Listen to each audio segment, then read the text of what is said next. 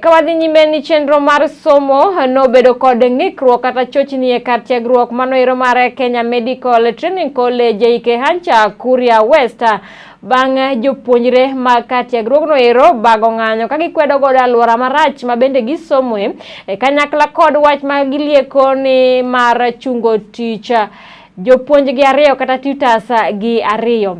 Jopuonjre go eko kotelnegi kod Wycliffe Omolo gi ng'anyo apaya maduong' manoero ma Kmtc Migori ka gidwaro mondo duoknegi jopuonj gi go eko ariyo. Bende giwacho ni alwora mar skul noero olil mokalo ginoero ma osemiyo jopuonjre manyiri gamo tuoche mathoth, wach ma bende omiyo gi ng'anyo odiochieng' ma kawuono. Power! Power! Comrades, goal!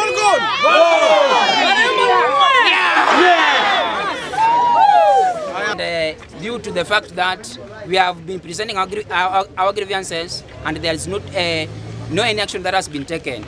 So far as the student, we have decided that at least we make this through the media so that at least the headquarter can hear us and also make the appropriate action so that at least we can have peace in this our Kmtc. By the way, this Kmtc, this is not a high school.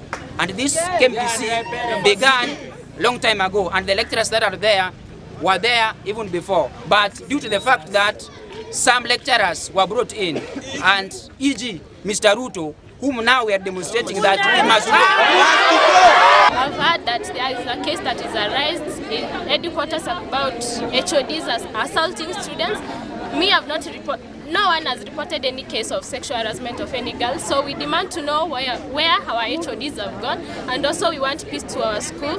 We also want to be treated, because most of us are parents, we are not students, but we are treated like students. We need peace and to be treated like people that are adults. Thank you. The reason why my fellow comrades here have striked, we have a lot of issues in our school. The measures I'm going to talk about or address in this media is that if right now, even our parents, they can just go inside that institution. That school is dirty and we call ourselves medical students.